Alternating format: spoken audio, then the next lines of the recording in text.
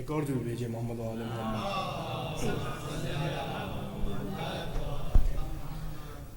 مجرئی مہمان پیاسا رہ گیا، بے کسی کا شہ کی چرچا رہ گیا،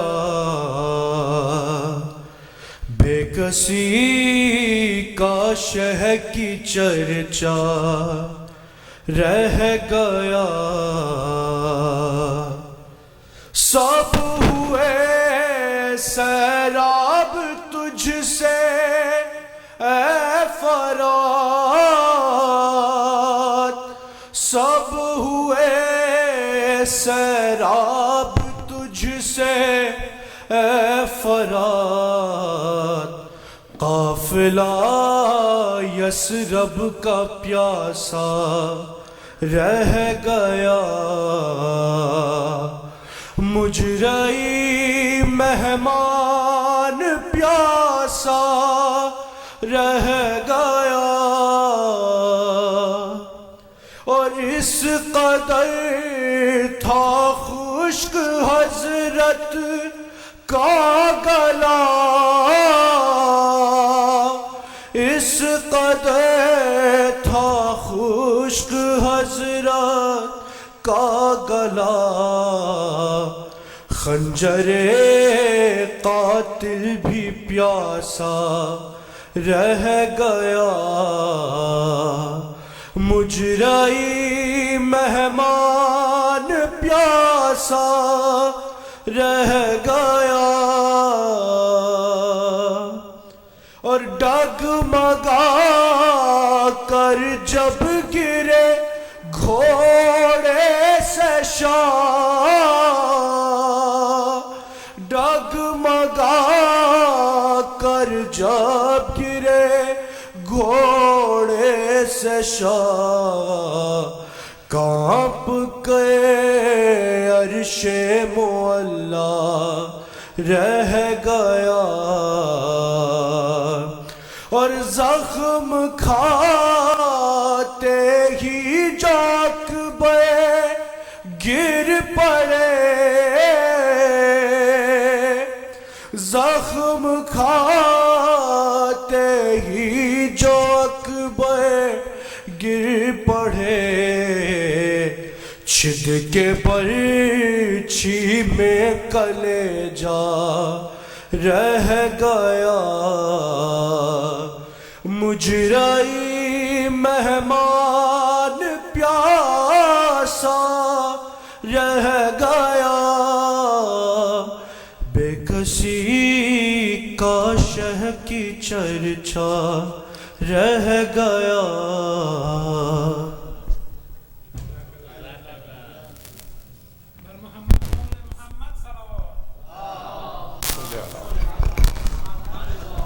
خواتین حضرات، ایک سورہ فاتحہ کی درخواست ہے. عباس رضوی، علی عباس رضوی، محترمہ عالیہ رضوی اور اسپانسر کے مرحومین کے لیے، اپنے مرحومین کے لیے اور ان تمام لوگوں کے لیے جو باغ مصطفیٰ میں آسودہ خاک ہیں.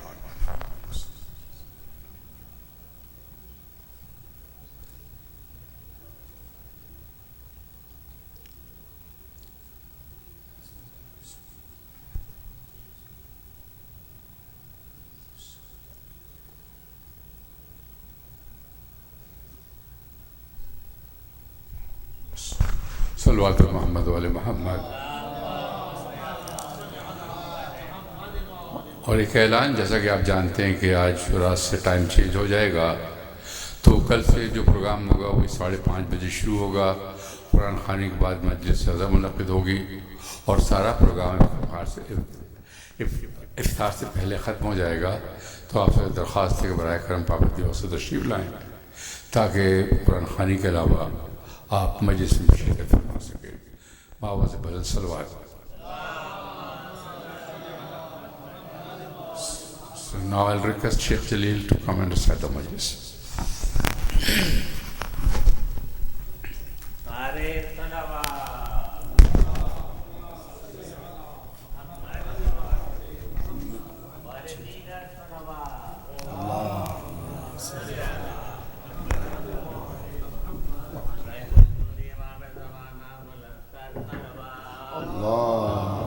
صل على محمد وآل محمد. أعوذ بالله من الشيطان الرجيم. بسم الله الرحمن الرحيم. الحمد لله رب العالمين، ثم الصلاة والسلام على أشرف الأنبياء والمرسلين، سيدي وحبيبي ونور قلبي، طب القلوب ودوائها وعافية الأبدان وشفائها ونور الأبصار وضيائها، أبي القاسم محمد.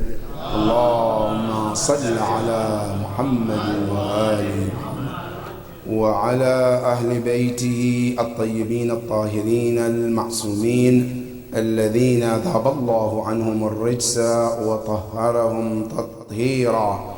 اللهم صل على محمد وعجل فرجهم. A request of Surah Al-Fatiha for the marhumin of sponsors. May Allah subhanahu wa ta'ala be pleased with all of them. Surah Al-Mubarakat Al-Fatiha. Bismillah ar-Rahman ar-Rahim. Alhamdulillah.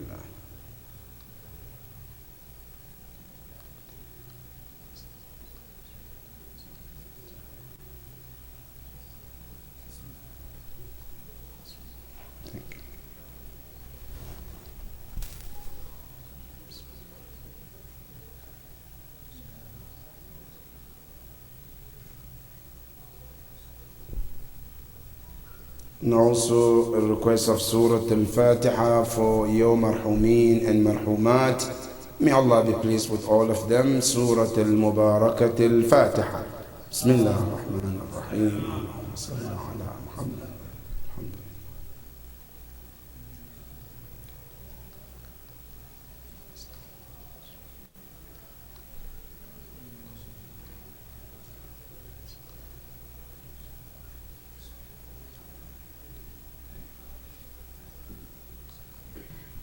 Inshallah, before we proceed tonight, we didn't get a chance to mention the A'mal.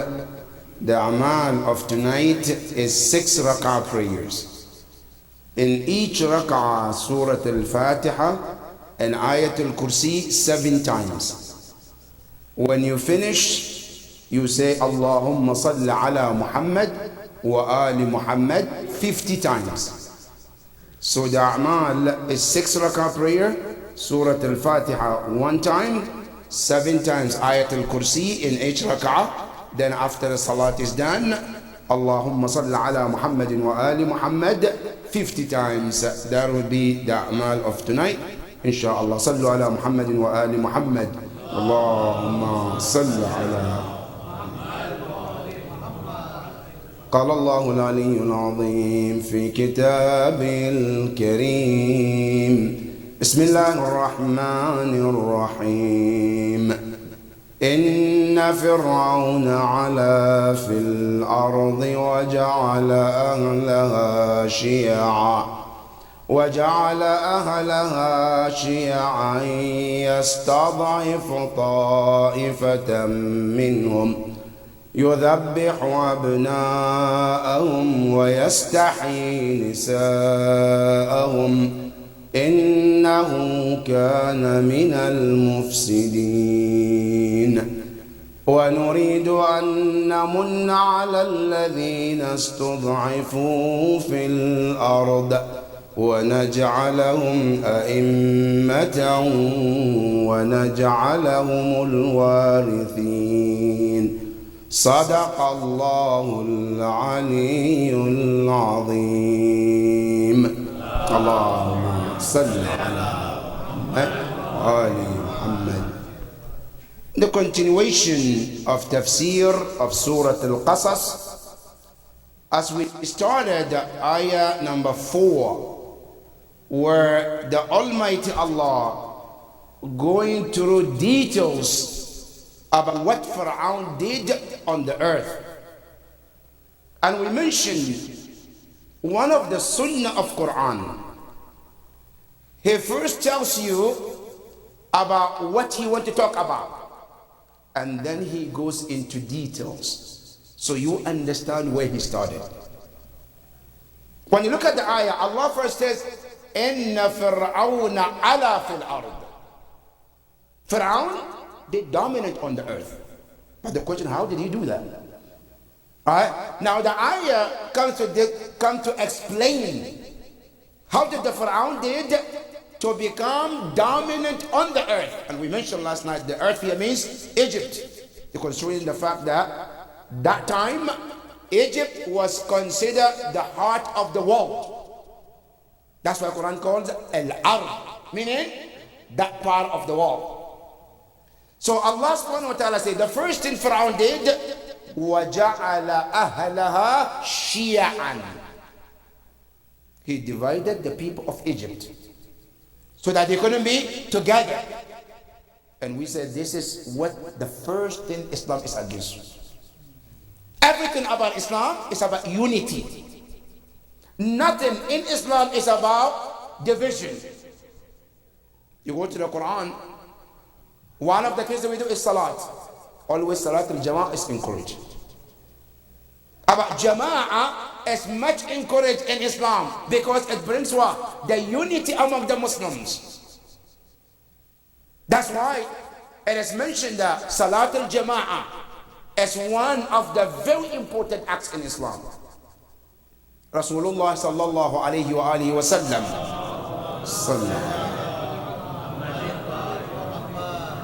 When he went Isra and Mi'raj, he met with accountant of Allah who keep every record about everything. The Prophet asked him, is there anything you cannot count? He said, Ya Rasulullah, first let me tell you what I can count. I can count almost everything. I said, including even the drop of rain, I can count it. That's how much Allah gave me the power.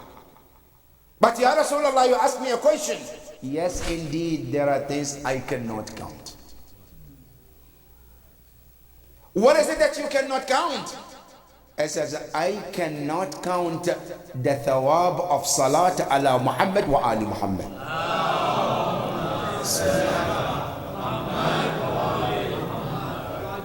So that's salawat, I cannot count. And you know where he's coming from, right? Because salawat is one of the action of Allah. Because I says, Inna Allah wa malaikatahu. Allah is unlimited and He is limited. How can He count the action of unlimited when He is limited? So I cannot count it. I said, what else can you? You cannot count. I said, I cannot count thawab of salat al-jama'ah when people become 3 and up.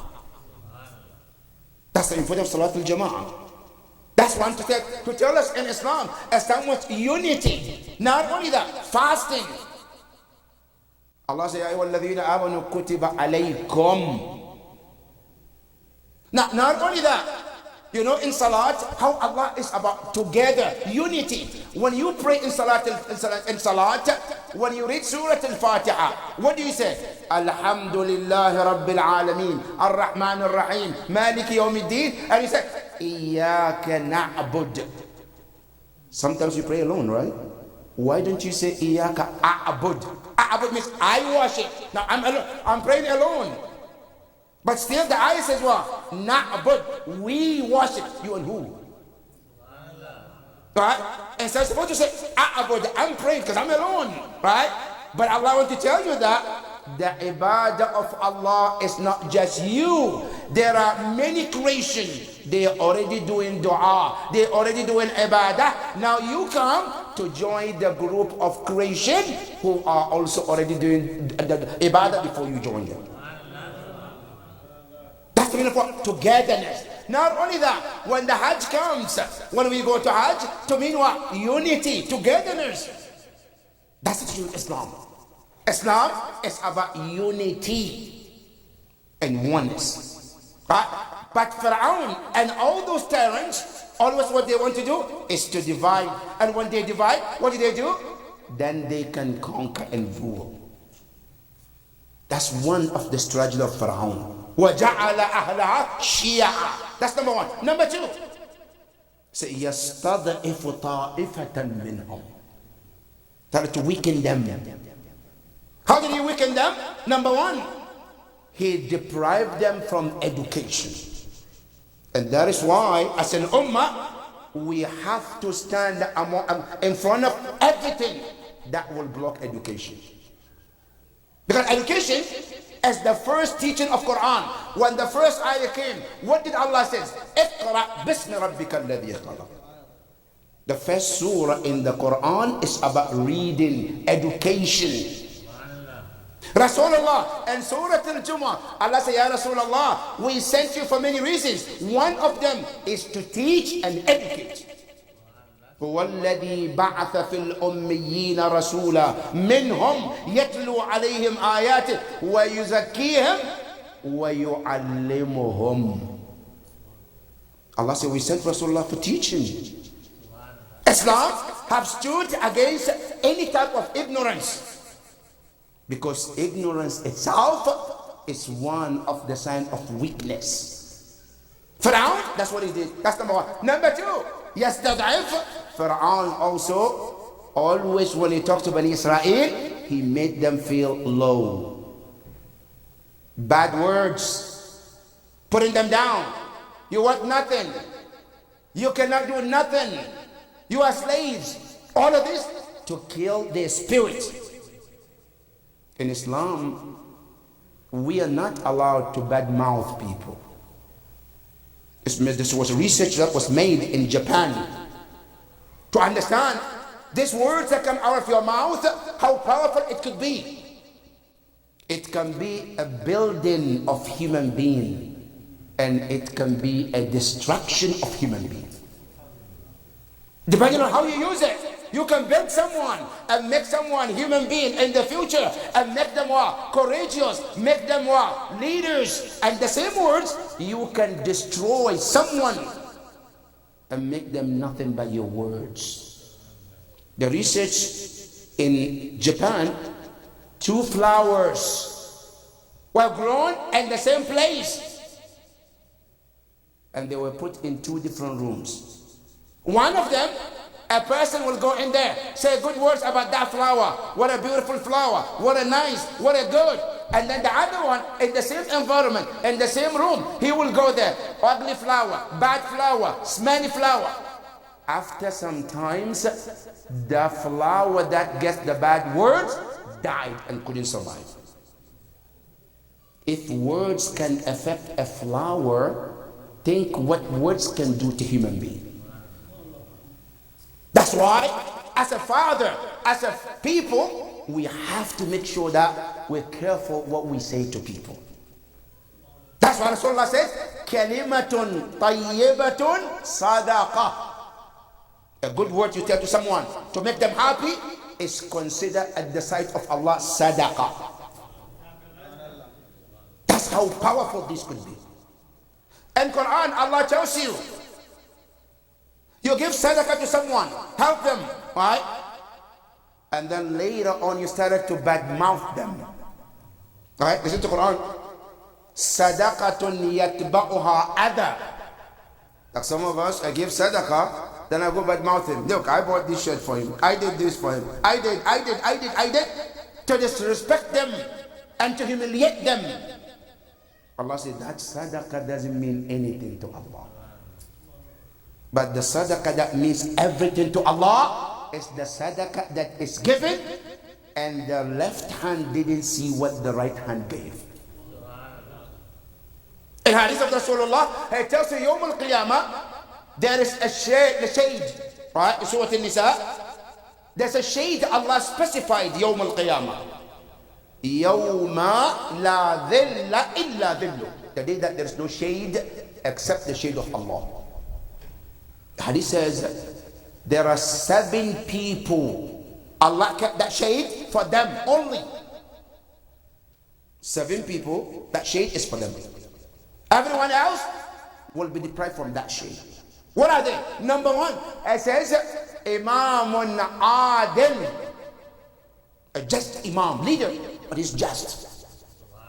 You know how powerful this is, brothers and sisters. You know, sometimes when I become a leader, I always try to favor my son, my brother, my cousin, my nephew, my buddy, my classmate, right? Because I get the power, right? But if somebody else who doesn't relate to me, what happened?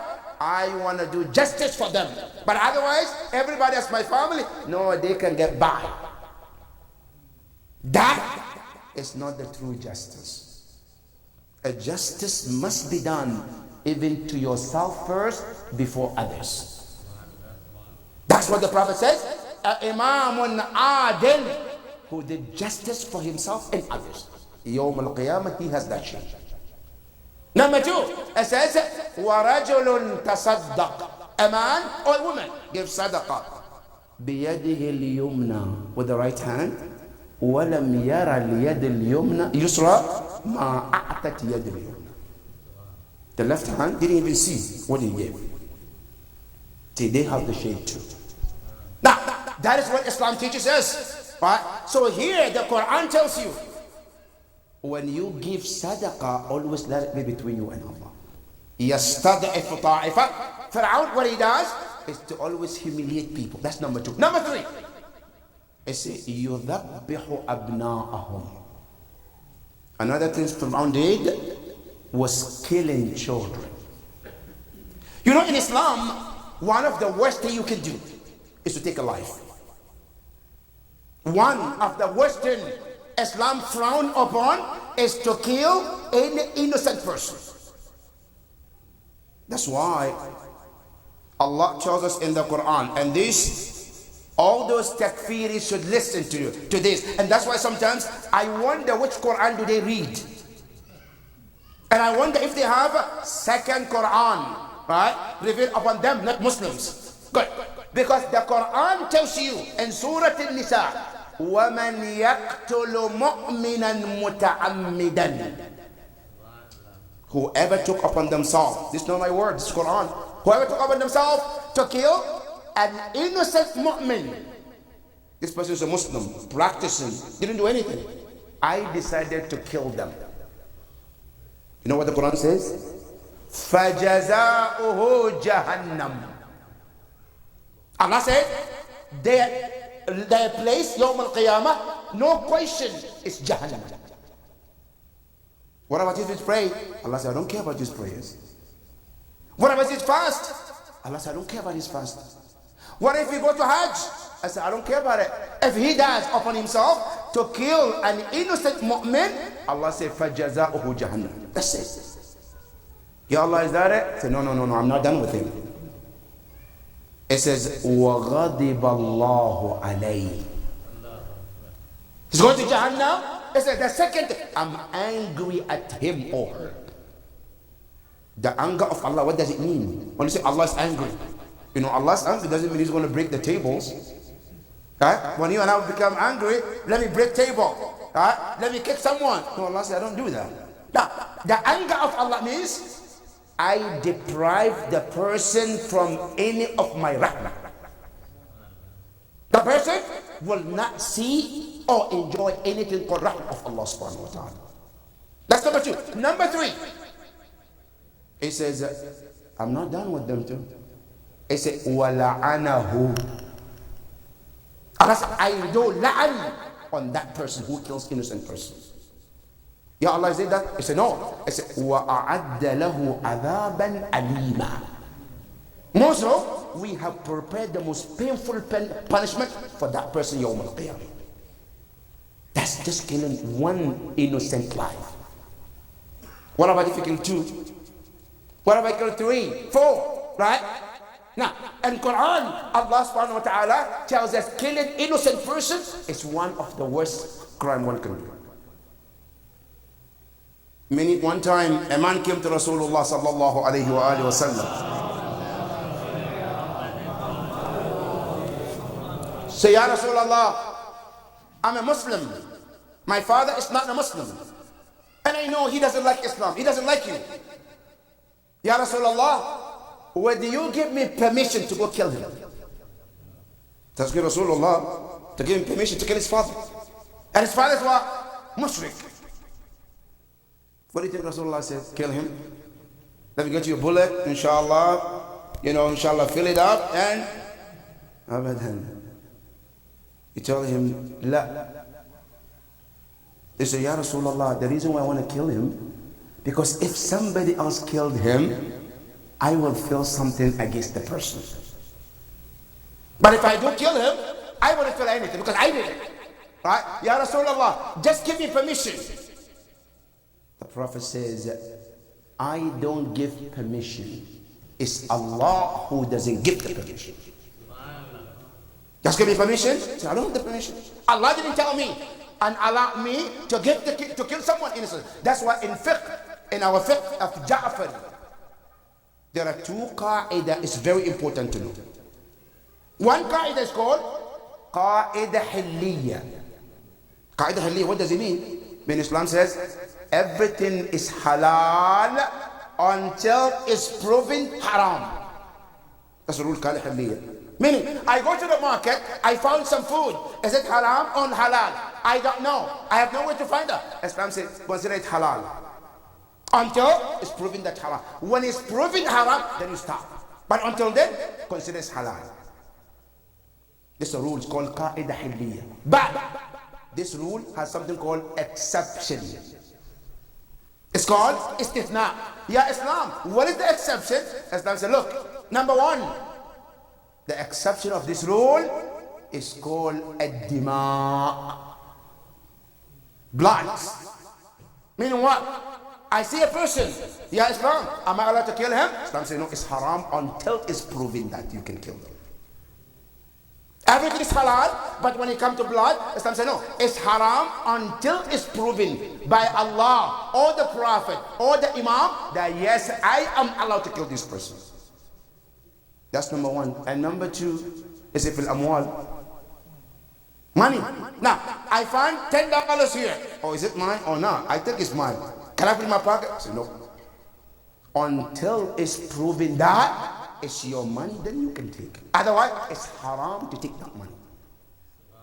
Number three, they say al-furuj. A wife, a spouse. I see a woman in the darkness. She looks like my wife. Oh, maybe she... No, she's not.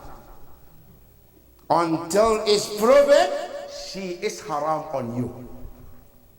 Before you can say, oh, it's my halal, you have to prove 100% that yes, it's nikah done, everything is done. Then she is my halal, then yes. But otherwise, it's considered haram. Because Islam takes these two things extremely important. One of them is blood. Pharaoh didn't care about blood. And let me tell you, how many children do you think Pharaoh killed? 1,000? 2,000? 10,000? The first narration said what? 90,000 children. First narration. 90,000 children Pharaoh killed. Some narration said more than that. But even 90,000 children, innocent children, Pharaoh killed them. Because he wanted to secure his government. Those children were murdered in front of their mothers. And on top of that, it's not just the Pharaoh. Those people, because Pharaoh had two groups of people. One were the army who are going around to find pregnant women. That's one. Two, then he hired also midwives who goes around to figure out which woman is pregnant. And the moment you find one, you get a gift from Pharaoh. And you will be assigned with that woman. You watch her every day, every week, every month until she gives birth. The moment she gives birth, you announce it. You tell the soldiers of Pharaoh, they come, they take the baby in front of the mother and go and kill the baby in front of the mother. That's what Pharaoh used to do. That's what Quran said. يُذَبِّحُ أَبْنَاءَكُمْ. Now look at the word. Quran didn't say ذَبَحَ أَبْنَاءَكُمْ. Meaning he slaughtered your children. The past tense. No. يُذَبِّحُ. Meaning something that has been done for years. That is number three. Number four. وَيَسْتَحْيِي نِسَاءَكُمْ. And he took women too. Here historically they say there are two women among Bani Israel. Some women were a little bit frightened. They don't allow Pharaoh to abuse them. So what happened? What Pharaoh do? is to take them and prison them until they reach to the age they cannot do anything, then they will release. To go do what? To go do cleaning, to go do services. That's one group of women. The second woman said Pharaoh used as well. Some of the women, when he takes them, what he does is to put them to work. And what they do is the least and the worst jobs in the community. That's what they do. وَيَسْتَحْيِي نِسَاءَكُمْ. That's one of the things he does. And the Quran says, وَيَسْتَحْيِي نِسَاءَكُمْ. He takes your women, abuse them. By what? By putting them to work. Sometimes he put them to work, a work that women cannot even do. Such as what? Construction. You know, this pyramid in Egypt, that today we go there as a tourist and we enjoy it. We enjoy the looking at it, right? This pyramid was built on the blood of innocent women. That's the story of a woman, Bani Israel, who was one day was pregnant, but they took her and put her in the construction. And I wish it was just the construction. As they're doing the construction, Pharaoh's soldiers, they were holding sticks and they were whipping and hitting those Bani Israel, male and female, as they work. One day, one of these women was working. They were building this pyramid, carrying these blocks, carrying these facilities from down to the up. And while she was hitting, and this woman, as she was climbing, she lost her balance. And she fell from top to the bottom. Immediately she lost her baby. This woman was laying on the ground and she was looking in the sky and she started talking to Allah directly. So, Ya Rabb, where are you? I believe in you. I know you exist. I know you see what Pharaoh is doing. Ya Allah, why this silence all these years? Ya Allah, why don't you do something about Pharaoh and this injustice? And this is a really answer for many of us when we sit down and we watch some of the injustice that is happening in the world and we wonder why. Ya Allah, why don't you intervene? Ya Allah, why don't you do something? Allah said, let me tell you. وَلَا تَحْسَبَنَّ اللَّهَ غَافِلًا عَمَّا يَعْمَلُ الظَّالِمُونَ. Allah said, don't ever think that I, Allah, am unaware about what the unjust or tyrant are doing. Allah said, I know everything. Ya Allah, then why silence? He said, إِنَّمَا, the only reason, يُؤَخِّرُهُمْ, I delay them until the right time and the right spot. Now, what does it mean? This woman, Bani Israel, when this happened, she lost her baby. She broke her leg. She was taken to the hospital. She was released. Look at how Allah works. And when you read the dua, when Allah says, when Imam al-Zaman in dua iftitah, when he says, Mubir al-Zalimin, the one who inherit, right, who destroy the tyrant. Look at how Allah does. This woman, she made dua, she asked Allah, and she was wondering, years passed. One day, the same woman, she went to the river, she was washing her clothes, and and some of her children's clothes. Suddenly, something miracle happened. What happened? She saw a body was floating in front of her. A body, out of nowhere, a body was floating. She screamed, she jumped, she looked. Guess what? That was the body of Pharaoh. That was the body of Pharaoh. She went back again. She looked. Allahu Akbar. Something miracle happened. And as soon as she saw Pharaoh, she have a bowl where she was washing in it. She dumped the water. Guess what? She got a jackpot. You know what the jackpot means? You know, Pharaoh, during his time, he didn't have a bank. Today you have a Bank of America, Wells Fargo, to put your money, right? Ask Fir'aun, where did he use to put his money? He didn't have a bank. So his beard was the bank. If you cut a small beard of Fir'aun, mashallah, is worth billions of dollars. Right? So this woman, when she saw Fir'aun is dead, all she could take is what? All the golds and diamonds that he stacked in his beard. She took the bowl, dumped the water, put under the neck of Fir'aun. Come on, jackpot, get it, take it, yours. Taking all these gold, diamonds, put it in the bowl. The historian says, right at there, جاء هاتف من السماء. She had a call. Like Jibreel, someone is talking to her. It says, كلا كلا لسنا نائمين. Remember when you talk about Fir'aun? And you were wondering, where is Allah? Why all of this happened? I said, look at what Allah is waiting for. And miraculously, when those people who drowned in that river, the only body that left him out was the body of Fir'aun. All the soldiers who went with him, none of the bodies saw after that. The only body survived was the body of Fir'aun. And Quran says, الْيَوْمَ نُنَجِّيكَ بِبَدَنِكَ لِتَكُونَ لِمَنْ خَلْفَكَ آيَةً. Today we're going to save your body so that your body become a lesson for the generation to come. That's the meaning of what? مُبِيرُ الظَّالِمِينَ. Now what happened? Fir'aun, يَسْتَحْيِي نِسَاءَكُمْ. And then Quran says, إِنَّهُ كَانَ مِنَ الْمُفْسِدِينَ. That indeed Fir'aun was one of those who corrupted on the earth. You know, in Islam, killing innocent life is considered what? Fasadun fil ard.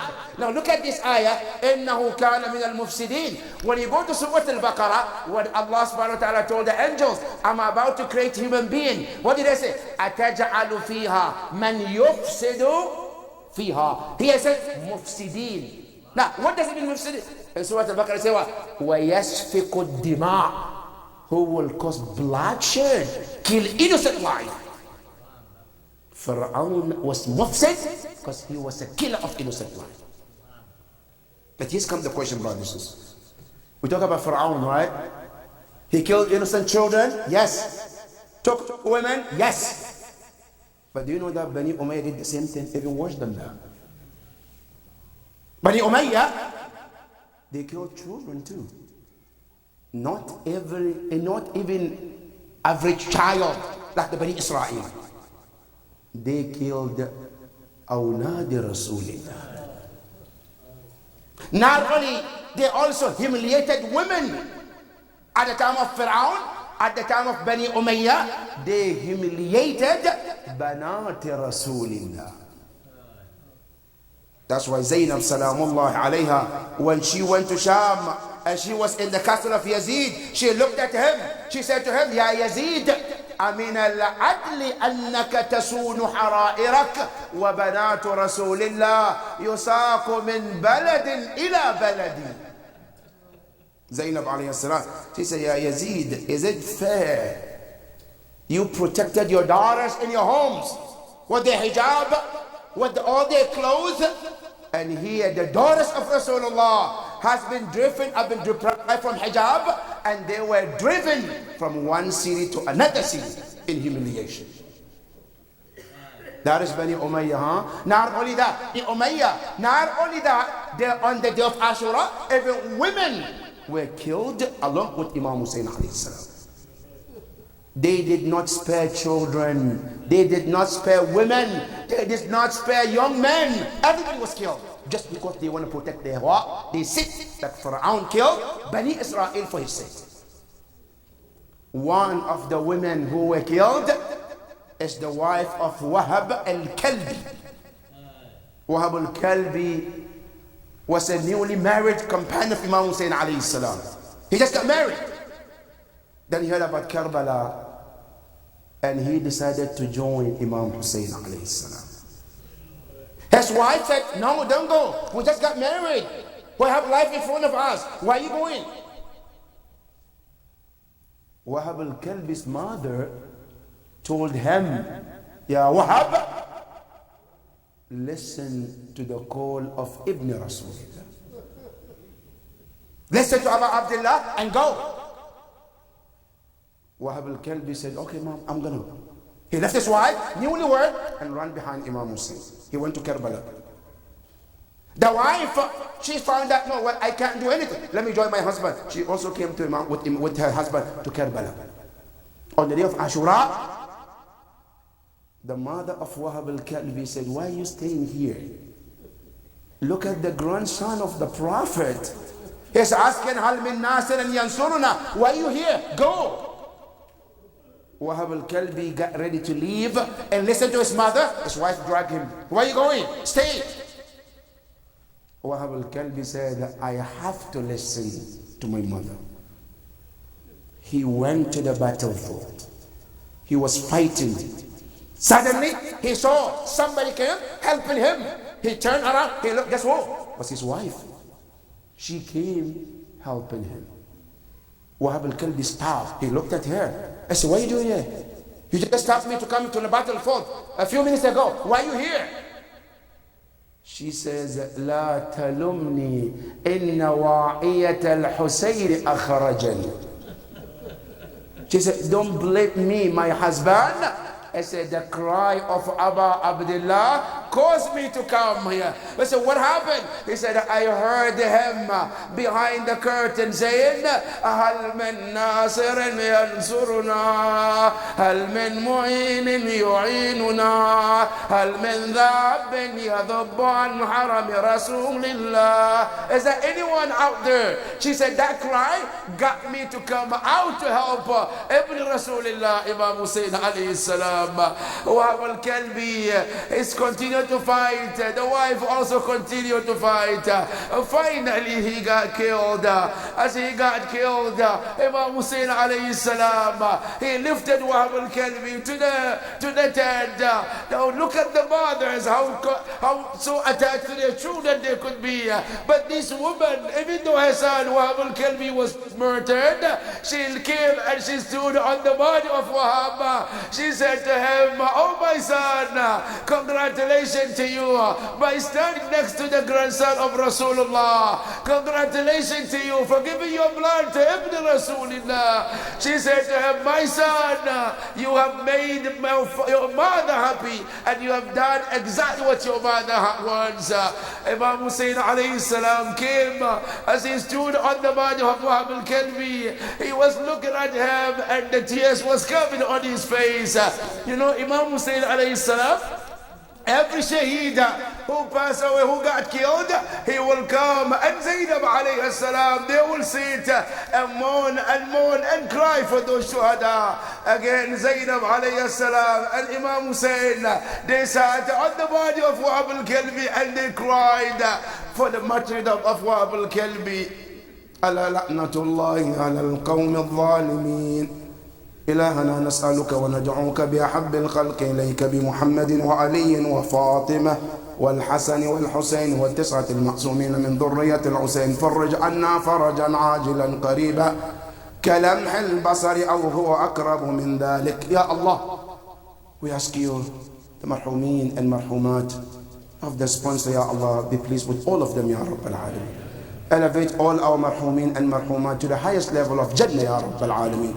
سورة المباركة الفاتحة. بسم الله الرحمن الرحيم. الحمد لله رب العالمين الرحمن الرحيم مالك يوم الدين إياك نعبد وإياك نستعين اهدنا الصراط المستقيم صراط الذين أنعمت عليهم غير المغضوب عليهم ولا الضالين.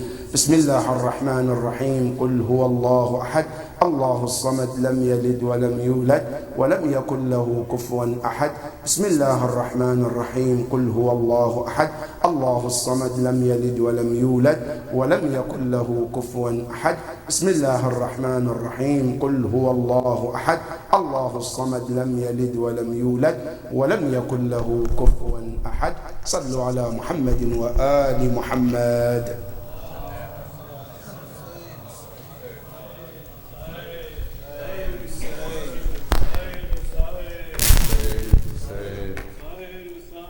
Hussein, Hussein, Hussein, Hussein, Hussein, Hussein, Hussein,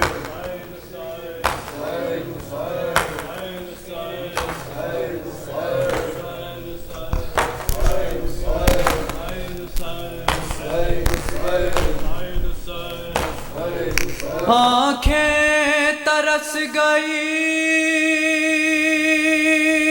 ہے اکبر کے دیکھنے کو